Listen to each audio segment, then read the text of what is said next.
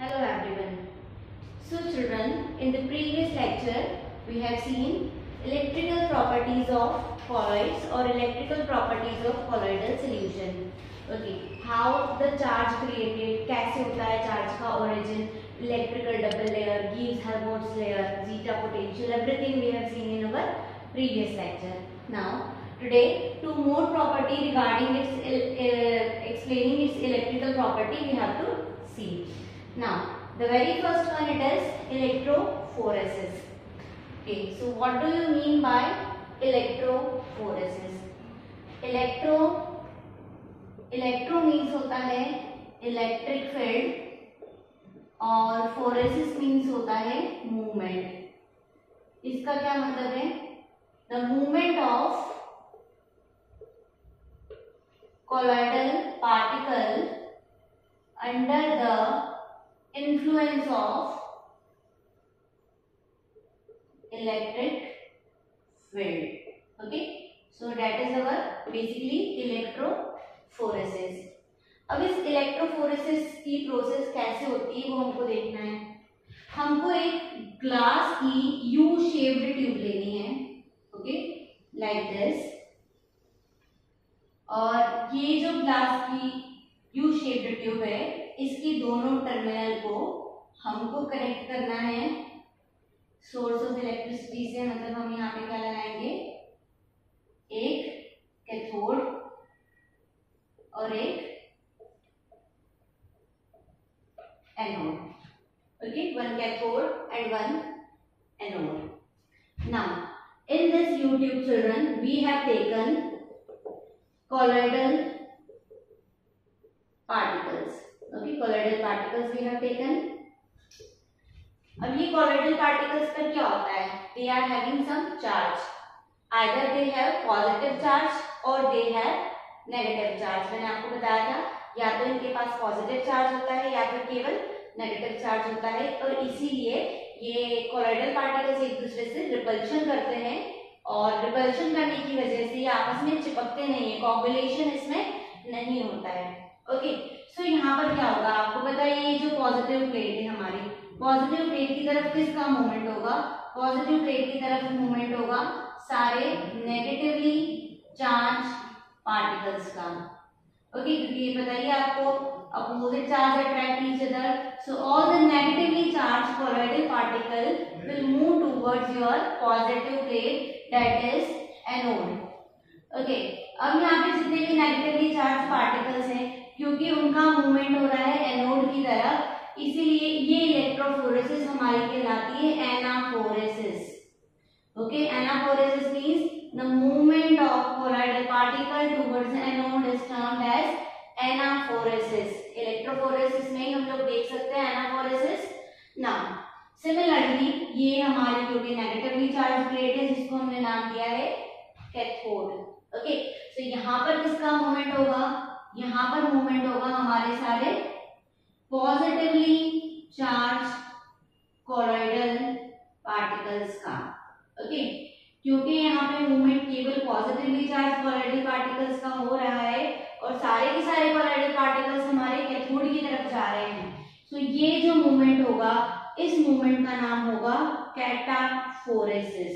Okay, सो electrophoresis हमारी दो type की हो गई. One is called as anaphoresis, another one is called as cataphoresis. Negatively charge particle का मूवमेंट है that will term as anaphoresis and positively charge colloidal particle का movement होगा तो उसको हम लोग क्या बोलेंगे, कैटाफोरेसिस. ये दोनों ही anaphoresis plus cataphoresis will become your electrophoresis. Okay, अब यहाँ पर क्या होता है जब ये नेगेटिवली चार्ज पार्टिकल जो है ये हमारी पॉजिटिवली चार्ज प्लेट की तरफ जाता है या ये पॉजिटिवली चार्ज पार्टिकल्स हमारी नेगेटिवली चार्ज प्लेट की तरफ जाता है, तब एग्जैक्टली होता क्या है? तो अब क्या होगा बच्चों, ये जितने भी पार्टिकल्स हैं ये अपना चार्ज लॉस्ट कर देंगे. They will lost their charge, they become neutral. Okay, अब जैसे ही इन्होंने अपना चार्ज न्यूट्रल किया, जैसे ही ये न्यूट्रल हुए हैं वैसे ही क्या हो जाएगा, यहाँ पे सारे के सारा रिपल्शन की वजह से जो फैक्टर हमारा बना था कि सारे के सारे कॉलोइडल पार्टिकल्स पर नेगेटिव चार्ज है, जिसकी वजह से पार्टिकल्स में रिपल्शन है। Now no repulsion will be there, क्योंकि चार्ज तो हमारा न्यूट्रल हो गया है। अब रिपल्शन ही नहीं रहा है तो बच्चों इसमें होता क्या है, यहाँ पर कोगुलेशन आपको देखने को मिलेगा। ओके, कोगुलेशन होगा मतलब ये सारे के सारे पार्टिकल आपस में चिपक जाएंगे। ओके, सो ये फैक्टर जो आता है यहाँ पे coagulation, it is because of the electrophoresis also. अभी आगे के टॉपिक में हमको देखना है कोगुलेशन, थोड़ा डिटेल में देखेंगे हम लोग, लेकिन उसके पहले आप लोगों को ये सब चीजें पता होनी चाहिए। Got it? तो ये हम लोगों ने देखी पहली इलेक्ट्रोफोरेसिस। सेकेंड हमको देखना है इलेक्ट्रोऑस्मोसिस। ओके, अब इलेक्ट्रोऑस्मोसिस में ऑस्मोसिस आपको बताइए बेसिकली एक टाइप का मूवमेंट यहाँ पर मूवमेंट किसका होगा, movement of dispersion medium, okay, along semi permeable membrane under the influence of electric field. Okay, ये समझते हैं इसको हम लोग। यहाँ पर आपको एक एपैरेटस लेना है, ये एपैरेटस होगा हमारा टोटल 3 चैम्बर का एपैरेटस। ओके, यहाँ पे जो तीनों चैम्बर्स है उनको हम लोगों ने डिवाइड किया है with the help of SPM। ये दो हो गई हमारी सेमी परमेबल मेम्ब्रेन। ओके, ये हो जाएगा हमारी कैपिलरीज, दोनों साइड में कैपिलरीज लगाई है। बीच में हमारे पास है हमारा कॉलोइडल सॉल्यूशन, और बाकी के दोनों कंपार्टमेंट में लेंगे हम लोग वाटर। ओके, दोनों ही कंपार्टमेंट में हम लोगों ने लिया है वाटर। ओके, अब ये जो वाटर वाला कंपार्टमेंट है वहां पर हम लोग 2 इलेक्ट्रोड लगाएंगे और दोनों ही इलेक्ट्रोड्स को हम लोग कनेक्ट कर देंगे बैटरी से, तो one become positively charge and another become negatively charge. अब under the influence of this two electric field यहाँ पर बेसिकली क्या होगा, there will be movement of dispersion medium, क्योंकि जैसे आपके कॉलोइडल पार्टिकल्स पर चार्ज होता है वैसे ही आपके डिस्पर्जन मीडियम के पार्टिकल्स पर भी चार्ज होता है। ओके, अब यहाँ पर क्या होता है, SPM जो है, SPM कॉलोइडल पार्टिकल्स को तो पास करने से नहीं, क्योंकि कॉलोइडल पार्टिकल की साइज इस SPM से काफी ज्यादा होती है। ओके, तो यहाँ पे सिर्फ और सिर्फ आपका क्या मूव करेगा, यहाँ पे डिस्पर्जन मीडियम मूव करेगा डिपेंड अपॉन उसके चार्ज के ऊपर। ओके, अब जैसे ये पॉजिटिव प्लेट है तो जितना भी डिस्पर्जन मीडियम में नेगेटिवली चार्ज पार्टिकल्स होंगे they will come along with this semi permeable membrane towards this water chamber.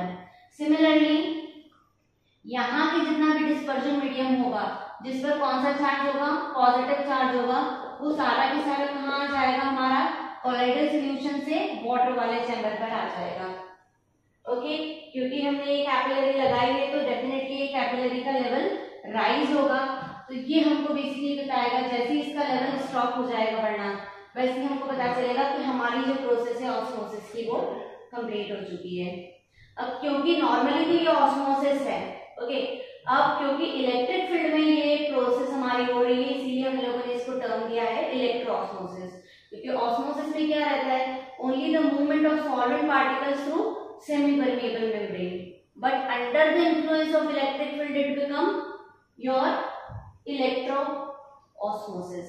Okay, so this electroosmosis, क्योंकि यहाँ पर हमको पता चला है कि कैसे हमने डिस्पर्स्ड फेज को डिस्पर्जन मीडियम से सेपरेट किया है, तो कहीं ना कहीं आपका जो ये इलेक्ट्रोऑस्मोसिस है ये बताता है heterogeneous character of colloidal particles का। मैंने आपको सबसे पहली प्रॉपर्टी जो कॉलोइडल सॉल्यूशंस की बताई थी वो यही बताई थी that they are heterogeneous in nature, और इलेक्ट्रोऑस्मोसिस जो है वो कहीं ना कहीं एक्सप्लेन करती है हमारे कॉलोइडल सॉल्यूशन के हेटेरोजेनस नेचर को। ओके, सो ये दोनों हम लोगों ने देखी हमारे कॉलोइडल पार्टिकल्स की electrical properties. Now the next term it is coagulation, flocculation और precipitation. All the three terms are same, कुछ छोटे छोटे से माइनर से डिफरेंसेस हैं that we have to see. Okay, so basically coagulation, flocculation या precipitation होता क्या है।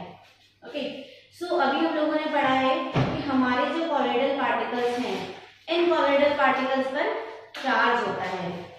ये चार्ज आपका पॉजिटिव भी हो सकता है और ये चार्ज नेगेटिव भी होता है। ओके, क्योंकि ये चार्ज आपका पॉजिटिव है इसीलिए सारे के सारे positively charge colloidal particles repulsion feel करेंगे and they will not aggregate. Okay, similarly अगर सारे के सारे कोलाइडल पार्टिकल्स पर नेगेटिव चार्ज होगा तो वहां भी रिपल्शन होगा and again the particles they will not aggregate, they will not coagulate with each other. अब हम चाहते हैं कि ये कोगुलेशन प्रोसेस हो, तो उसके लिए हमको क्या करना पड़ेगा? कैसे भी करके आपकी कोलाइडल पार्टिकल्स का चार्ज अगर हम लोग न्यूट्रल कर दें तो हमारा पर्पस फुलफिल हो जाएगा। Okay, so here coagulation or precipitation is a process of aggregating together the colloidal particles so as to change them into large size particles which ultimately set as precipitate. Okay, so basically हमको क्या करना पड़ेगा? अब अगर हमारा positively charge colloid है तो मैं उसमें क्या डालूं? मैं उसमें एक इलेक्ट्रोलाइट ऐड करूं।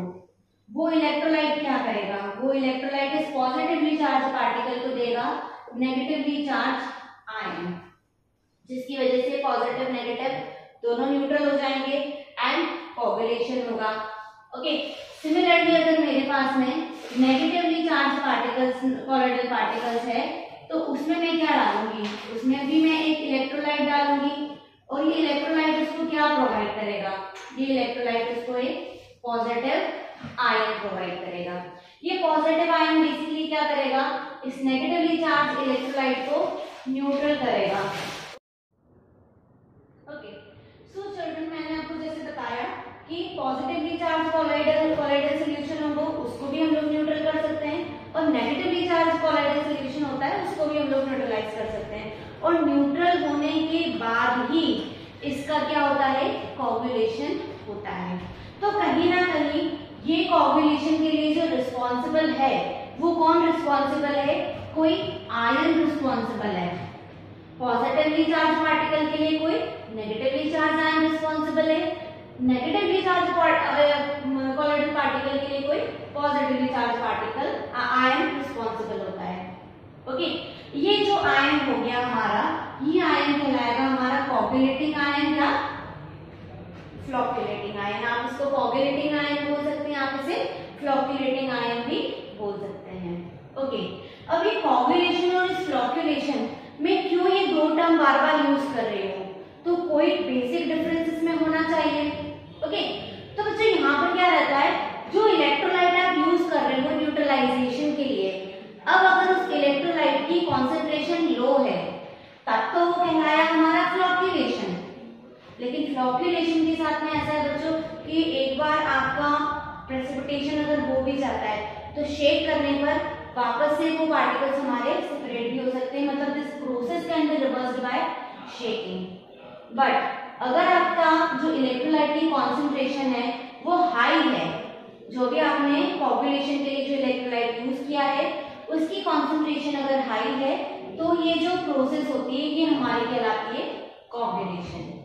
ओके, सो जो the minimum amount of electrolyte that must be added to 1 liter of the colloidal solution to bring about complete coagulation is called coagulating power और precipitating power।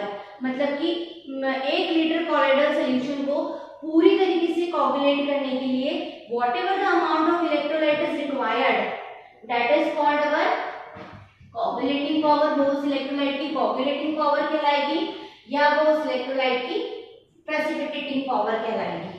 ओके, अब अगर कोई कह रहे हैं हम लोग कि ये जो इलेक्ट्रोलाइट है बहुत पावरफुल है कि बहुत जल्दी से कोगुलेशन कर सकता है, तो कहीं ना कहीं उसका स्मॉल अमाउंट सफिशिएंट होगा in order to bring coagulation. Okay, तो यहाँ पर क्या रहता है कि ये जो कोगुलेटिंग पावर है ये हमारी इनवर्सली प्रोपोर्शनल होती है फ्लोक्युलेशन वैल्यू से।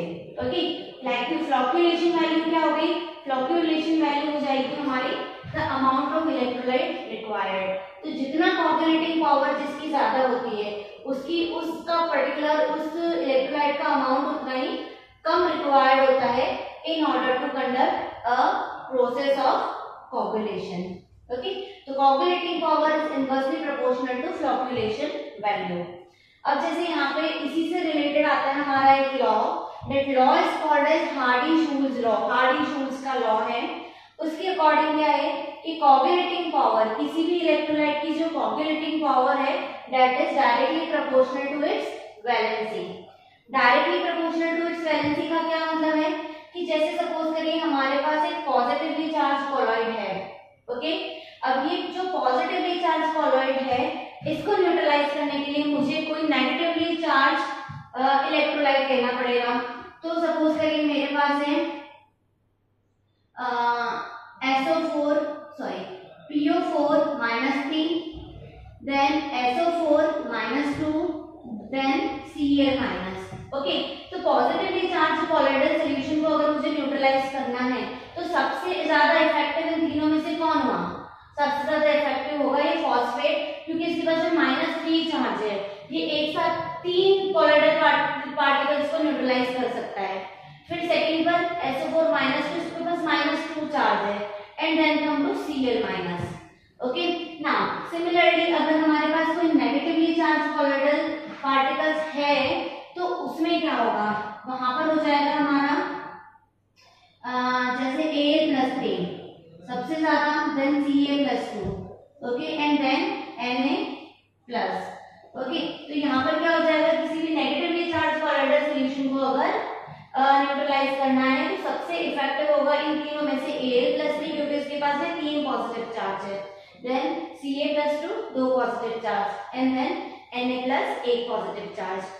ओके, तो ये चीज बेसिकली क्या है कि जितनी वैलेंसी, देखिए यहाँ पर वैलेंसी -3 है, यहाँ पर -2 है, यहाँ पर -1 है, तो PO4 -3 की फॉस्फेट की कोगुलेटिंग पावर जो है वो ज्यादा होगी बिकॉज उसकी वैलेंसी ज्यादा है।